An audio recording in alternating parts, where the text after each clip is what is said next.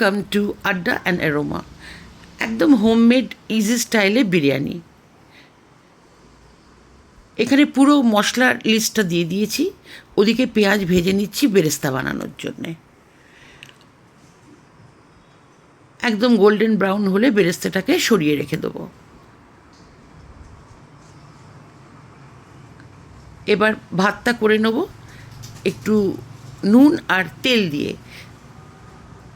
মাপটা কিন্তু আমি লিখে দিয়েছি। এবার গোটা সব মশলাগুলোকে একটা পোটলা বেঁধে ভাতের মধ্যে দিয়ে দেবো।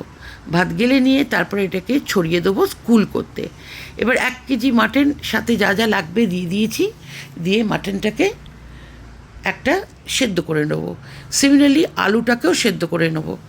নিয়ে এবার এই যে পেস্টটা লিখে দিয়েছি, এই পেস্টটা দিয়ে ভালো করে পেঁয়াজটাকে কষিয়ে মশলাটা কষা কষা হলে মাটনটা ওর মধ্যে দিয়ে দেবো। এই যে তেল ছেড়ে গেছে, এবার মাটনটা ওর মধ্যে দিয়ে আবার একটু কষিয়ে নেব। ব্যাস, এটা কষাবো। এবার দিয়ে দেবো মাটন সেদ্ধ করার যে স্টকটা ছিল, স্টকটা দিয়ে আবার কষিয়ে টষিয়ে দিয়ে একটা ঢাকা চাপা দিয়ে একদম সিমে বসিয়ে দেবো, যাতে ঝোলটা একেবারে গায়ে লেগে যাবে, একদম অলমোস্ট ড্রাই হয়ে যাবে।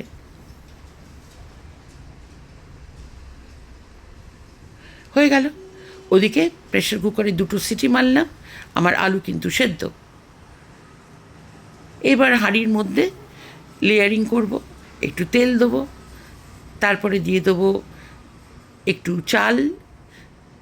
তারপরে দেখুন মাটনটা একদম ড্রাই করে নিয়েছি।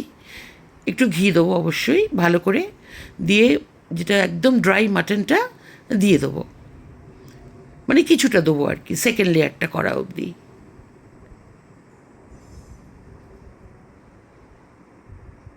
এবার সেদ্ধ আলু সেটাও দিয়ে দিলাম, বেরেস্তা দিয়ে দিলাম,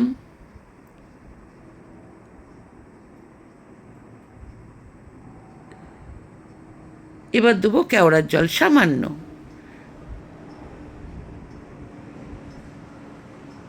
তারপরে দিলাম গোলাপ জল, আর দিলাম গরম মশলা। এটা আমার হোমমেড গরম মশলা। তারপরে দিলাম আরও কিছুটা চাল।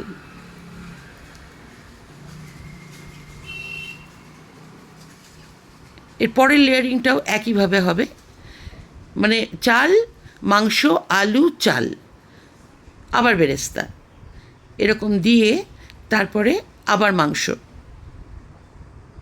এটা আপনারা সবাই জানেন, এটা নতুন করে বলার কিছু নেই।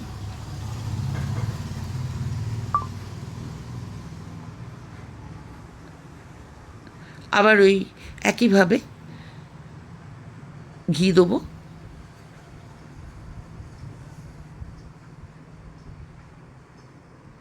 কেওড়ার জল, গোলাপ জল,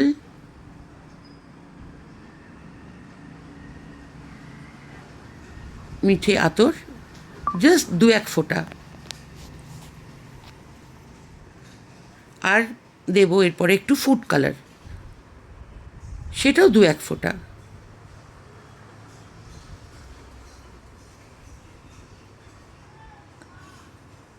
ওই ইয়াকনির পোটলাটা শুদ্ধ। এবার এটা একদম লিডটা কভার করে দেবো একটু মাখা আটা দিয়ে। ব্যাস, 1/2 ঘন্টা দমে রাখলেই বিরিয়ানি রেডি। 1/2 ঘন্টার মধ্যেই বিরিয়ানিটা হয়ে যাবে। হ্যাঁ, দমটা ধরলে পরে মোটামুটি 45 মিনিট, কিন্তু দারুণ টেস্ট হবে, হলপ করে বলতে পারি। সাংঘাতিক গন্ধ এবং সাংঘাতিক খেতে। কেমন লাগলো কমেন্টে প্লিজ জানাবেন, ভালো লাগলে শেয়ার করবেন।